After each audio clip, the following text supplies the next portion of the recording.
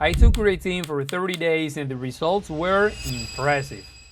Ever since I started working out, I wanted to maximize my gains. I wanted to feel like my efforts weren't for nothing. Unfortunately, I was in a tough economic position. I couldn't afford a gym membership, let alone getting supplements. So I was forced to build my own weights and do bodyweight exercises at home. With that, I achieved a great transformation, but I was still dreaming with more. Long story short, my financial situation changed and I could finally afford to buy the supplements I had ever wanted. I started going to the gym, but after a while, I felt like I wasn't making progress anymore. And since everybody recommends taking creatine because it is the most studied supplement in the world that's good for recovery, muscle growth, and even good for the brain, taking it seemed like a pretty good idea. I mean, the benefits sound amazing, I love feeling healthy, I want to be stronger, and I also care about my mental health, so I decided to start taking it. For the first 30 days, I did not notice much of a difference, to be honest. I felt like I was getting stronger and doing a bit more, but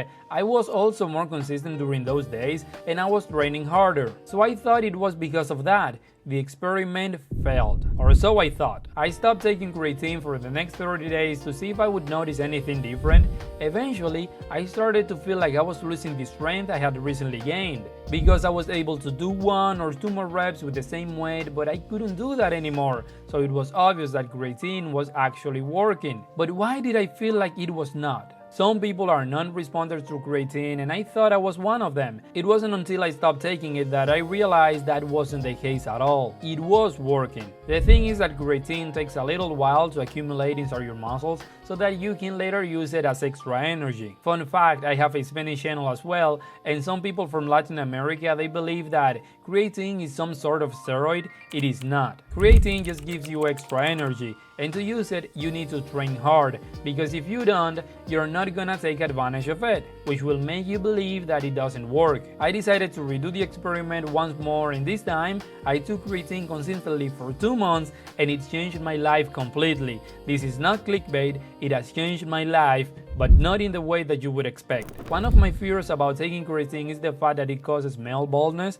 I'm way too young to be bald, so I didn't want to touch creatine because of that. But after researching online and watching a ton of videos, I learned that basically almost nobody goes bald because of creatine. So the potential benefits are great with little to no downsides, and it only costs $10. That's when I finally decided to pull the trigger, so I bought it and I started taking it. I'm not gonna lie, this time I felt great. After taking it for a while, I've made a lot of progress, I feel stronger, I feel more capable, but at the same time, I feel terrible. I don't know about you, but I'm gonna stop taking that shit for good. I don't give a fuck if I can do 1 more rep after I'm tired. There is no way I'm gonna keep taking creatine. Here's the thing, after taking it for a while, I started to lose my hair. And it's not like I mind going bald eventually. I know it's gonna happen anyway, but not for now. One day I woke up and I started fixing my hair, and when I looked at my hand, holy cow, it seemed like I was getting a haircut or something. Hundreds of strands of hair on my hand.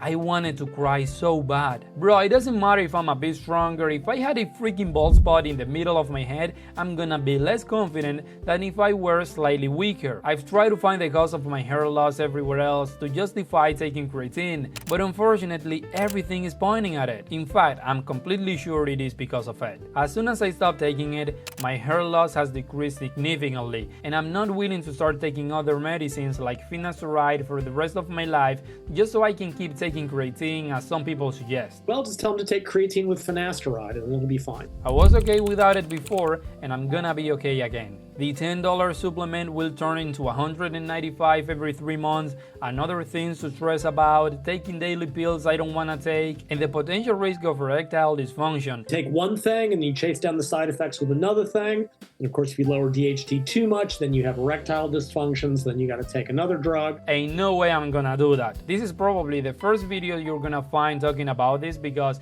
it doesn't cause baldness in some individuals, but it does on others, especially on those who have the genes for it. it. Maybe one day I'll do like John Travolta and I'll prefer being bald and jacked, but not for now. So if you believe you don't have the genes to go bald, then go ahead and take advantage of taking creatine, but if you do have the genes, just be careful because it may accelerate the process. So I hope this can be helpful to you. I'm not saying you should not use it, the benefits are great, but for me, they do not make up for the downsides. So for now, I have to say goodbye to creatine, and to you, well, it's not a goodbye because I'll see you on the next one.